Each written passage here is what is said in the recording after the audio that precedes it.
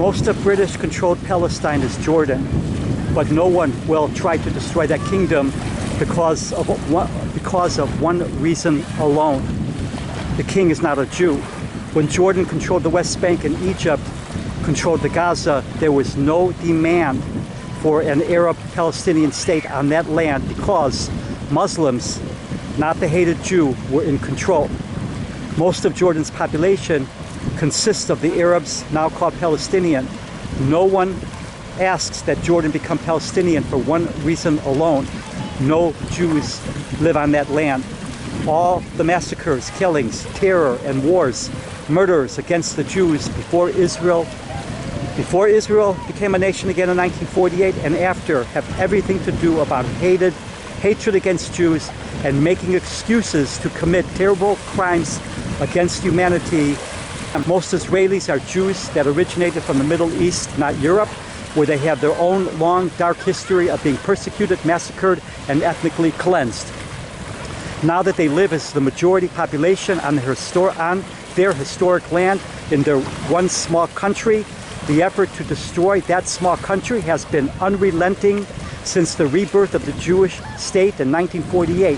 Had there been no war in 1948 to destroy the state by Arab armies and Arab militias within the newfound country, there would have been no exodus of Arabs, now called Palestinian.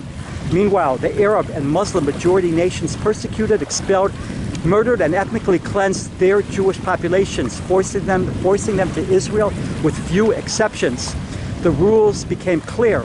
The land, lives, and houses of Jews could be taken and stolen, whether in Europe, the Middle East, Asia, or Africa, without consequences. But if a single Arab was displaced, including by war that Arabs started, that became a permanent excuse to justify the murder of Jews living on the land of Israel, no matter how many decades have passed, over 70, since Israel became a nation again. In the 1990s, Hamas suicide bombings resulted in Israel being forced to create walls, barriers, checkpoints all over the West Bank, Gaza, and Israel in the 1980s. And before, there were few to no checkpoints, barriers, fences, walls. Jews have been a long-hated, tiny ethnic religious minority in the world's scapegoat to piss upon. The enormous rise of people all over the world eager to spread their religion by the sword and sexually abuse, marry children, and murder everyone that does not share their beliefs has been ignored because there are no Jews to blame. The expansionist, imperialistic movement to spread religion by the sword has created a nightmare for the entire world. Destroy Jews in the one small country where they are the majority population is the world's obsession, and return to the fascist, genocidal 1930s.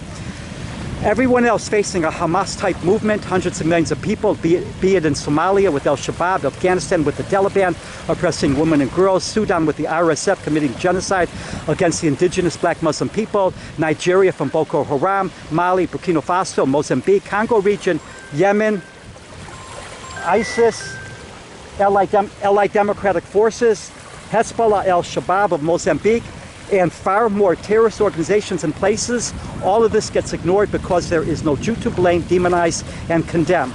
Israel without an army means the same genocide inflicted upon Yazidis will be inflicted upon the Jews. Minorities are extremely vulnerable in Islamic majority lands. In the 1990s, an Arab Palestinian man that identified himself as Hamas and had a thriving business supplying Arab grocery stores, including with liquor and cigarettes in the Chicagoland area, said there was only one way the suicide bombings and killings of Israelis would stop. They have to become Muslims, he said. That is the only way for the Jews to become Muslims. For the Jews to become Muslims. Free Palestine is a call for extermination under the guise of liberation. The Hamas and company October 7th, mass murder, sexual abuse, and atrocities committed against people inside of Israel of all ages, widely supported all over the world, show the true state of humankind. Murder, sexual abuse, and other atrocities, terrible evils that must always be taboo without exception, instead are now justified and encouraged. Free Palestine means extermination under the banner of liberation to make it all sound palatable. Israelis' back is to the wall. Lose one war and it is October 7th again, and a new Holocaust.